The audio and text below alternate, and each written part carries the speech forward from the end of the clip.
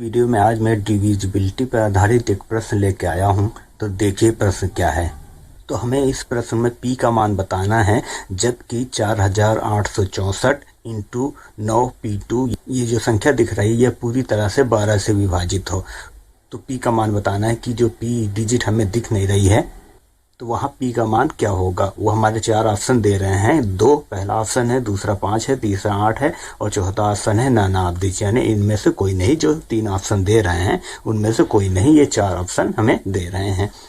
तो आइए करते हैं। प्रश्न कहता है कि जो हमारा 4864 इंटू 9p2 ये जो संख्या है ये पूरी तरह से 12 से डिविजिबल है। ठीक है, 12 से पूरी तरह से विभाजित हो जाएगी। मतलब अगर इस संख्या को 12 से डिवाइड करूं तो पूरी तरह से ये विभाजित हो जाएगी।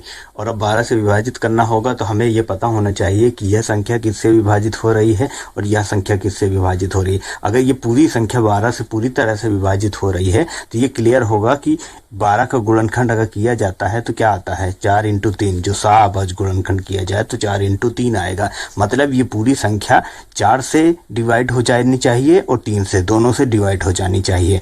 अगर मैं इसको अभाज्य गुणनखंड के रूप में लिखूं तो लिखूंगा 4864 इंटू 9p2 अपॉन 4 इंटू 3। तो इसे 4 से डिवाइड होना है और 3 से डिवाइड होना है।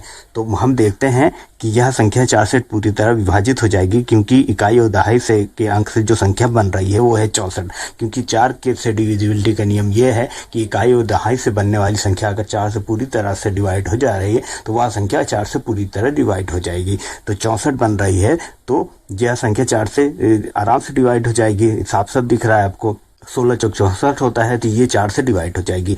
अब हमें चेक करना है कि यह संख्या 3 से डिवाइड कब होगी। ठीक है, क्योंकि अगर ये पूरी संख्या 12 से डिवाइड हो रही है तो मतलब ये संख्या 3 से डिवाइड होने ही होना है।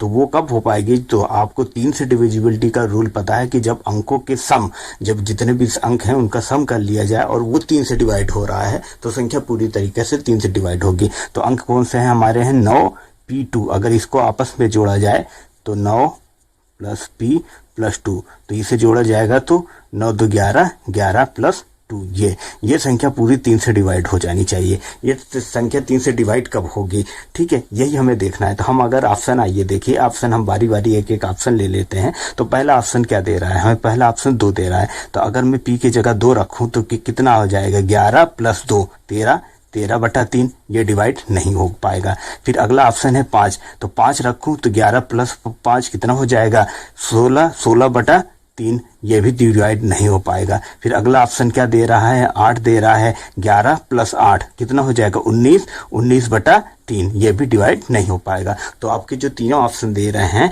वो अगर रखा जाए तो वो 3 से पूरी तरह डिवाइड नहीं हो पा रहा है, ये आपको दिख रहा है। और चौथा ऑप्शन क्या दे रहा है नन ऑफ दीज। तो हमारा ये जो चौथा ऑप्शन है नन ऑफ दीज, यानी इसमें से कोई नहीं, वही आंसर होगा। तो हमारा डी ही ऑप्शन आंसर है। अगर ऑप्शन में p का मान 1 दिया होता तो 11 1 12 हो जाता और 12 3 से पूर्णतः विभाजित हो जाता, तो p का मान 1 हो सकता है।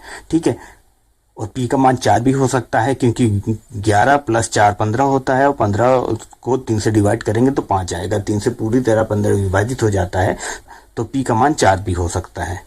और इसी तरह से और भी मान हो सकते हैं, मगर जो हमें ऑप्शन दिए हैं इनमें से नहीं है। जो लास्ट ऑप्शन है नन ऑफ दीज, वही हमारा आंसर है।